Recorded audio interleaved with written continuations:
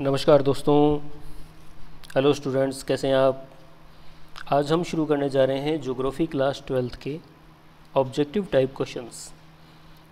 ये हम lesson wise करेंगे और आज हमारा लेसन है लेसन फर्स्ट जो है उसके हम ऑब्जेक्टिव टाइप क्वेश्चन देखेंगे। तो देखिए, शुरुआत करते हैं। पहला प्रश्न हमारे सामने है, भूगोल की कितनी मुख्य शाखाएं हैं। तो विद्यार्थियों, भूगोल की दो मुख्य शाखाएं हैं। दो मुख्य शाखाएं कौन कौन सी? एक तो है भौतिक भूगोल और दूसरी है मानव भूगोल। अगले प्रश्न में हमसे पूछा है कि भौतिक भूगोल की मुख्य शाखा है। तो भौतिक भूगोल की मुख्य शाखा भौतिक भूगोल और मानव भूगोल। इसका मतलब ये हो गया कि हमारा आंसर इसमें हो जाएगा डी। आंसर जो द है वो इसमें हमारा राइट आंसर हो जाएगा। अगला जो प्रश्न है, तीसरा प्रश्न हमसे पूछता है कि हंटिंगटन महोदय के अनुसार मानव भूगोल के अध्ययन क्षेत्र कितने भागों में वर्गीकृत किए गए हैं। हंटिंगटन महोदय ने मानव भूगोल के अध्ययन क्षेत्र को दो भागों में वर्गीकृत किया है विद्यार्थियों, और इसका जवाब हमें इस चौथे प्रश्न में मिल जाता है, भौतिक दिशाएं और मानवीय अनुक्रियाएं। अर्थात हंटिंगटन महोदय ने भौतिक दशाएं और मानवीय अनुक्रियाओं के रूप में दो वर्गों में विभाजित किया है।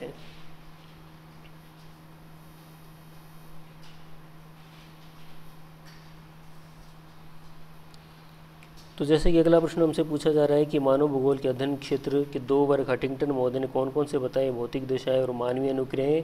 इसका मतलब हमारा जो राइट आंसर हो जाएगा वो हो जाएगा से, ए और ब दोनों। पांचवा प्रश्न हमें क्या कहता है?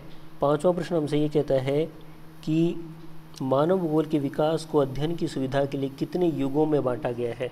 तो मानव भूगोल को अध्ययन के विकास की दृष्टि से 3 युगों में बांटा गया है, प्राचीन काल, मध्यकाल और आधुनिक काल।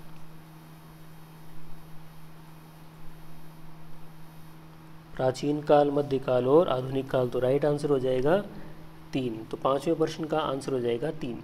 छठा प्रश्न पूछा गया है कि मानव भूगोल का प्रादुर्भाव और विकास मुख्यतः किस शताब्दी में माना जाता है। 18वीं शताब्दी में माना गया है। अगला 7वां प्रश्न विद्यार्थियों, मानव भूगोल मानव समाजों और धरातल के मध्य संबंधों का संश्लेषित अध्ययन है। ये परिभाषा है मानव भूगोल की, और परिभाषाओं से संबंधित प्रश्न आते ही रहते हैं हमारी परीक्षा में। तो ये जो फ्रेडरिक रेडजेल महोदय हैं उन्होंने कहा था, ये फ्रेडरिक रेडजेल।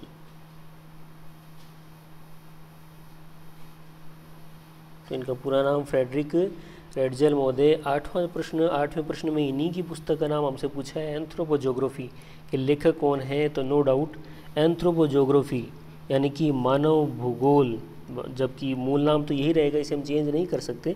एंथ्रोपोज्योग्राफी पुस्तक का नाम, और इसका हिंदी अगर हम अर्थ देखें तो मानव भूगोल निकलता है।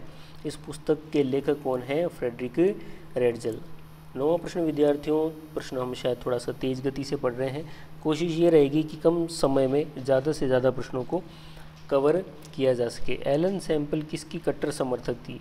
तो एलन सैम्पल जो थी वो नियतिवाद की यानी निश्चयवाद की कट्टर समर्थक थी। एलन सैम्पल का कहना था कि प्रकृति सर्वोपरि है। इनके सरीखे अन्य जो विद्वान थे वो भी इसी बात का समर्थन करते थे, और उनका यह मानना था कि प्रकृति सर्वोपरि है, मनुष्य प्रकृति का दास मात्र है, मनुष्य प्रकृति के सामने कुछ नहीं कर सकता। ये नीतिवाद को मानने वाले भूगोलवेताओं का ये मानना था। 10वां प्रश्न है, ब्लाश कौन था? तो Blache Vidal de la Blache, इनका पूरा नाम विडाल डी ला ब्लाश। बहुत बड़ा नाम है और इतना बड़ा नाम भी संभव है। फ्रांसीसी भूगोलवेता। तो विद्यार्थियों, विडाल डी ला ब्लाश कौन थे? फ्रांसीसी भूगोलवेता थे। अगला प्रश्न है, संभववाद की नींव किसने रखी? संभववाद की नींव, जैसे कि अभी हम बात कर ही रहे थे कि इतना बड़ा नाम भी संभव है। तो कितना बड़ा नाम, विडाल डी लाप्लास जो हमने लिखा, ब्लास जो थे वो संभववाद के जनक। 12वां प्रश्न, मानव भूगोल में मानव और उसके कार्यों को किसने समाविष्ट किया?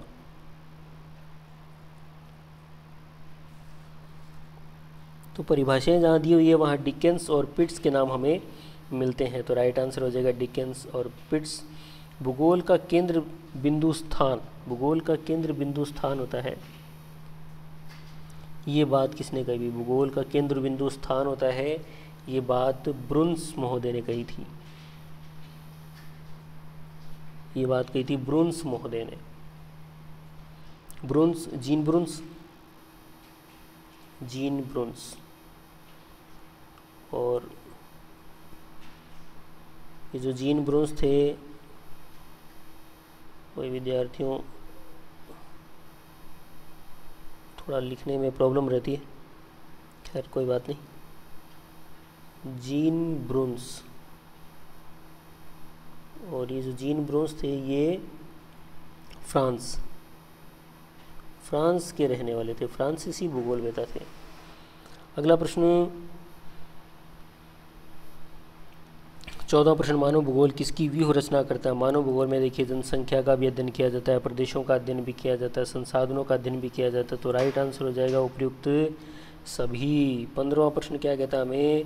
विद्यार्थियों 15 प्रश्न हमसे पूछता है कि मानव अपने पर्यावरण के अनुसार क्रियाकलापों व रहन सहन में करता है। देखिए मनुष्य अनुकूलन भी करता है, रूपांतरण भी करता है, समायोजन भी करता है, अर्थात उपयुक्त सभी करता है। प्रकृति का अनुकूल भी हो जाता है, उसमें पूरी तरह परिवर्तन भी कर देता है, और कभी कभी कुछ अनुकूल हो जाता है, कुछ परिवर्तन कर देता है, यानी कि समायोजित कर लेता है अपने रहने के अनुसार। तो इसका राइट आंसर चौथा हो जाएगा उपयुक्त सभी। अगला प्रश्न है विद्यार्थियों, अगले प्रश्न में हमसे पूछा है मानव भूगोल के विषय क्षेत्र में शामिल है। भाई मानव भूगोल के जो विषय क्षेत्र हैं, पाठ को अगर आप ध्यान से पढ़ेंगे तो 6 विषय क्षेत्र हमारे सामने आते हैं। उनमें आपको कालिक अनुक्रम भी मिल जाएगा, समय के अनुसार परिवर्तन कालिक अनुक्रम कहलाता है, दूसरे प्रदेशों के साथ में संबंध भी बनाता है व्यक्ति, सांस्कृतिक वातावरण भी निर्मित करता है। इस प्रकार इसका राइट आंसर हो जाएगा उपयुक्त सभी। अगला प्रश्न है 17वां प्रश्न, मानव भूगोल में किसका अध्ययन किया जाता है? भाई मानव भूगोल में किसका अध्ययन किया जाता है? तो भाई मानव भूगोल में भूमि का अध्ययन भी करते हैं, जल का अध्ययन भी करते हैं, खनिज का अध्ययन भी करते हैं, अर्थात उपयुक्त सभी का अध्ययन किया जाता है। देखिए विद्यार्थियों, भूमि, जल, खनिज, ये सभी के सभी संसाधन हैं। क्या है? ये सभी के सभी संसाधन हैं। तो संसाधनों का अध्ययन तो किया ही जाता है मानव भूगोल में। तो इस प्रकार इसका राइट आंसर उपयुक्त सभी हो जाएगा। वेदों में किसकी पूजा अर्चना की जाती थी? वेदों में सूर्य की, अग्नि की, जल की, इन सभी की पूजा अर्चना की जाती थी। अच्छा, अब ये प्रश्न हमें मिलेगा कहाँ? पाठ के अंदर। ये प्रश्न हमें पाठ के अंदर जो 3 युग बांटे गए मानव विकास के अध्ययन की दृष्टि से, जो हमने पहले के प्रश्नों में भी बात की थी, प्राचीन काल, मध्यकाल, आधुनिक काल, उसमें जब आप प्राचीन काल पढ़ेंगे तो उस प्राचीन काल के अंदर ये सारी बातें आपको मिल जाएंगी भी।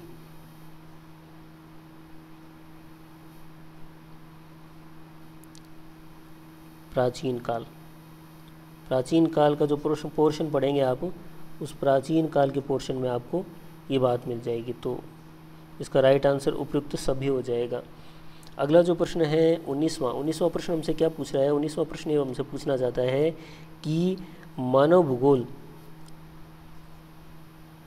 भूगोल में यूनानी दार्शनिक थेल्स और एनेक्सिमेंडर ने किसका वर्णन किया? भाई इन्होंने जलवायु, वनस्पति, मानव समाजों, इन सभी का वर्णन किया है एनेक्सिमेंडर ने।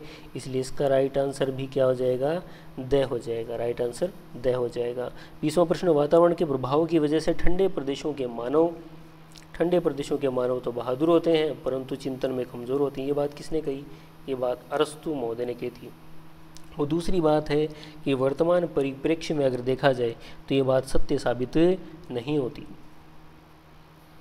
अगला प्रश्न 21वां प्रश्न। अच्छा, 21वें प्रश्न में हमसे पूछा गया है कि घुमक्कड़ जातियों तथा स्थायी कृषि जातियों के जीवन पर वातावरण का प्रभाव पड़ता है। ये बात हेरोडोट्स महोदय ने की थी, यानी कि हेरोडोट्स से संबंधित है ये 21वां प्रश्न। तो इसका राइट आंसर हो जाएगा हेरोडोट्स, फादर ऑफ हिस्ट्री। ऐसे ही फादर ऑफ ज्योग्राफी भी हमारे सामने प्रश्न आएगा।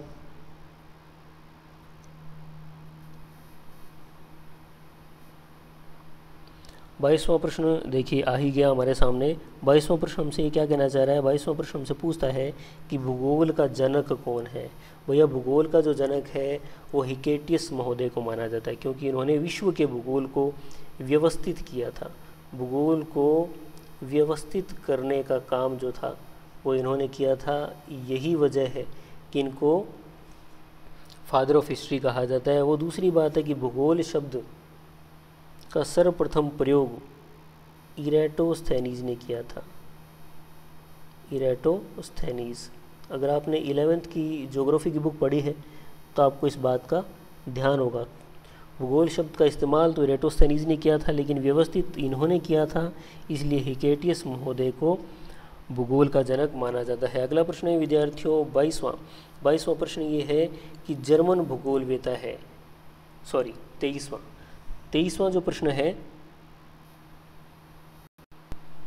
उसमें हमसे जर्मन भूगोलवेता पूछा है कि जर्मन भूगोलवेता कौन है।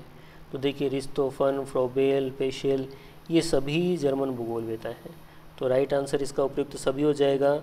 अगला 24वां प्रश्न हमसे ये पूछता है कि आधुनिक काल में मानव भूगोल आधुनिक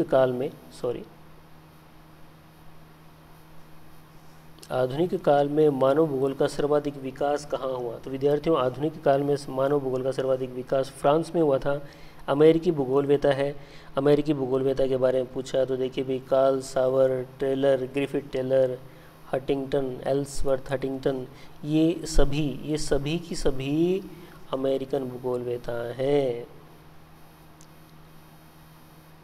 फिर अगला प्रश्न इसी प्रकार 26वां प्रश्न, इसमें हमसे ब्रिटिश भूगोलवेता पूछें तो सभी ब्रिटिश के नाम दे रखें, अर्थात इसका आंसर भी उपयुक्त सभी हो जाएगा।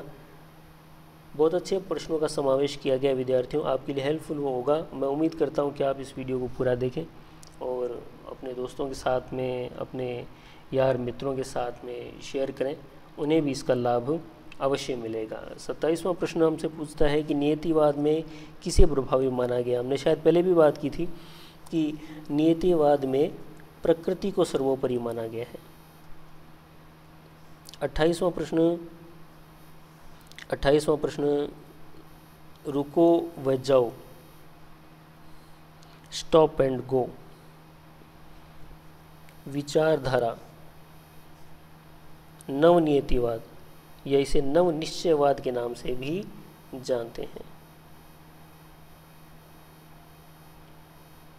नवनिश्चयवाद, नियो डिटरमिनिज्म, और ग्रिफिथ टेलर महोदय ने दी थी विचारधारा। अगला प्रश्न मानववाद किसकी एक विचारधारा है। भाई मानव भूगोल की ही विचारधारा है। 30वां प्रश्न मानव भूगोल का उपक्षेत्र है। मानव भूगोल के उपक्षेत्र की बात करें तो भाई मानव भूगोल का उपक्षेत्र उद्योगों का भूगोल भी है, मानव कल्याण का भूगोल भी है, संसाधन भूगोल भी है। तो राइट आंसर उपयुक्त सभी हो जाएगा। आधुनिक मानव भूगोल के जन्मदाता कौन थे। 31वां प्रश्न हमसे क्या कहता है कि आधुनिक मानव भूगोल के जन्मदाता कौन थे। फ्रेडरिक रेडजल महोदय जो थे, जिनकी पुस्तक का नाम क्या पढ़ा था हमने, एंथ्रोपोजोग्राफी, जिनकी पुस्तक का नाम हमने पढ़ा था, वही आधुनिक मानव भूगोल के जन्मदाता हैं।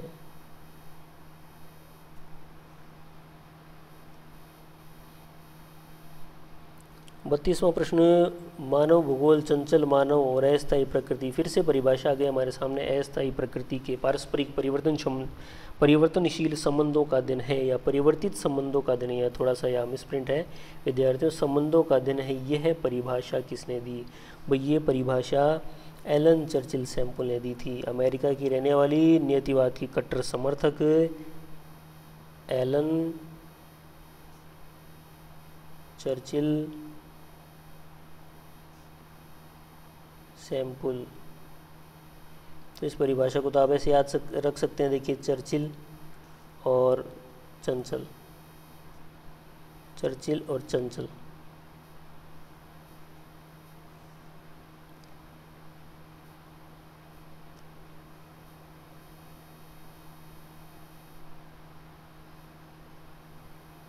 चंचल और यहाँ ये चर्चिल, तो इसका राइट आंसर एलन चर्चिल संपूर्ण हो जाएगा। 33वां प्रश्न, नवनियतिवाद।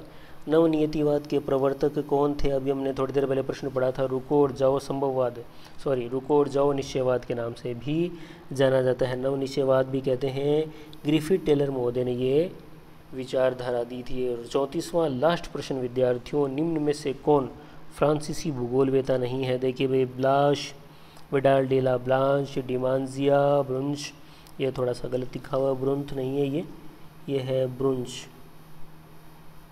जीन ब्रुंच, है ना।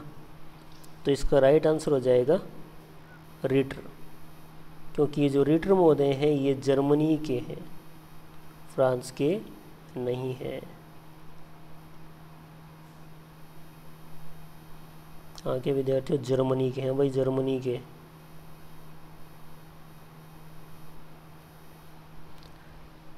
तो इस प्रकार इस छोटे से वीडियो में हमने 34 प्रश्नों को कवर किया विद्यार्थियों। उम्मीद करता हूँ आपको ये प्रश्न अच्छे लगे होंगे और आपके लिए उपयोगी होंगे, हेल्पफुल होंगे। अगर आपको ये वीडियो अच्छा लगा तो लाइक कीजिए, शेयर कीजिए, और अगर आप इस चैनल के ऊपर नए हैं तो प्लीज़ सब्सक्राइब कीजिएगा।